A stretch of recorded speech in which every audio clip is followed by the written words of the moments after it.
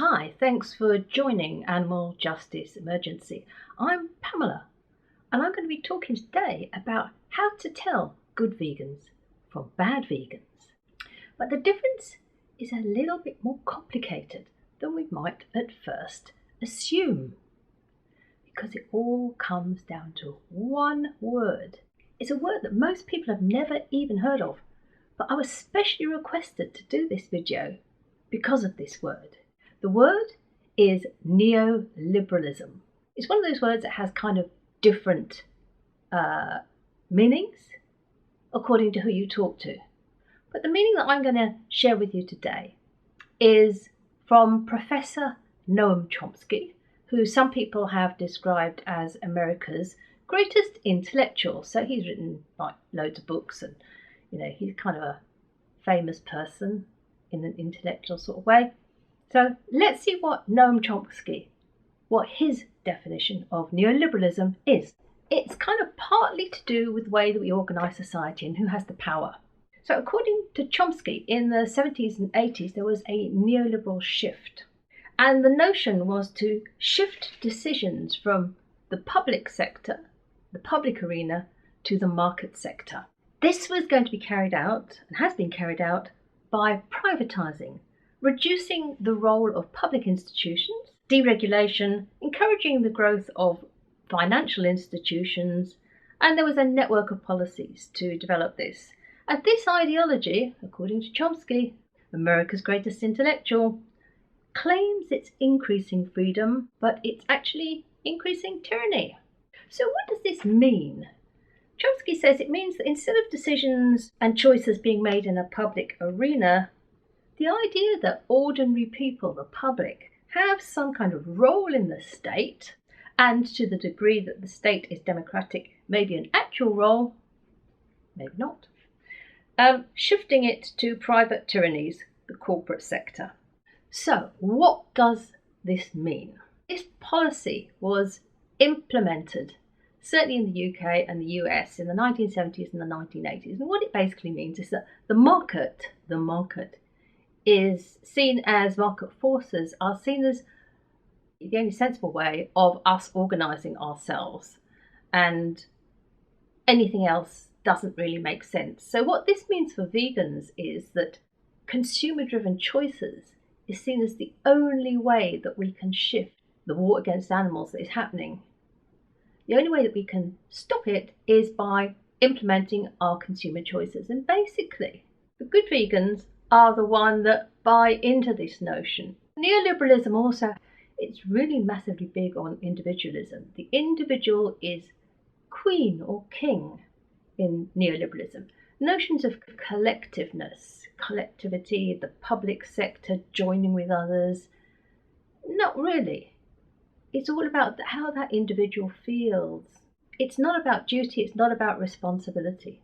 And what I've noticed is that basically the good vegans, as perceived by other vegans and society, buy into the neoliberal ideology. They don't challenge the concept of, market forces. It's all very like, here's a new brand of vegan, this, that, or the other.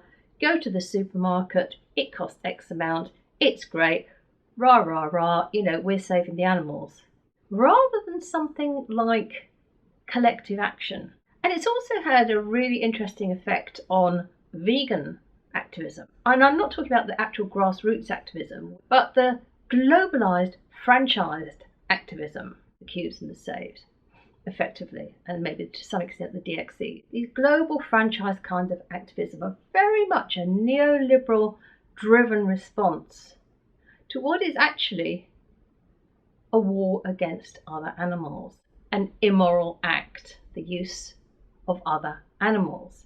And we have to ask ourselves, how can the marketplace actually decide what is right and wrong? People will say, okay, it's by individual choices, and if enough people choose to go vegan, then job done.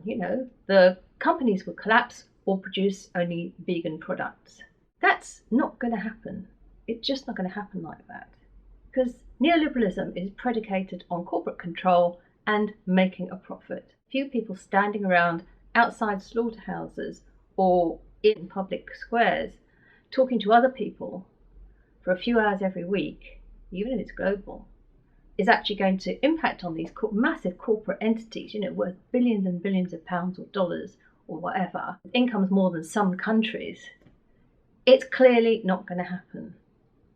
But the notion of the individual is king, we can make this change happen, if it feels good, it's worth doing, that is what makes the good vegans. The bad vegans are saying something else. The bad vegans are saying, oh, well, we need to look at this as a sort of like a moral situation or an immoral situation.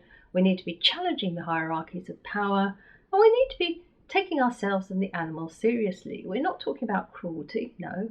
We're not talking about welfarism, no. We're talking about animal rights. We're talking about the rights of other animals basically to be fundamentally left alone. That's the bad vegan position, because it doesn't buy into the happy, smiley, we're just enjoying ourselves, we're having a great time, we're meeting all these other lovely vegans, which is the predominant ideology of these franchise type activists. And I'm not saying that in a horrible way, I'm saying it in a calling it what it is way. Activism is not a social club, it's not a hobby. It's not about making friends and, individual choices and all that sort of thing. It's about really making a serious difference to a serious and huge, horrible problem, the war against animals. And it's about speaking the truth to the corporate entities, as well as the truth to individuals. It's about challenging the status quo, challenging the dominant culture. Because really, otherwise, it's just never going to happen. The world that we want, the world free of use of other animals and human animals, is never going to happen. So that basically is the difference between the good vegans don't rock the boat. Good vegans buy into neoliberal ideology. Bad vegans do rock the boat. Bad vegans question and challenge neoliberal ideology. Then they get sort of like slapped around by the good vegans, but in a loving way. I hope this has helped you. Maybe you've discovered whether you're a bad vegan or a good vegan. I know which one I am. What do you think I am? What do you think you are? Good or bad? Thank you for your precious time today. If you liked it, please like it with the little likey button. If you'd like to share it, that would be great too. This is Pamela from Animal Justice Emergency. Together we can win the war on animals.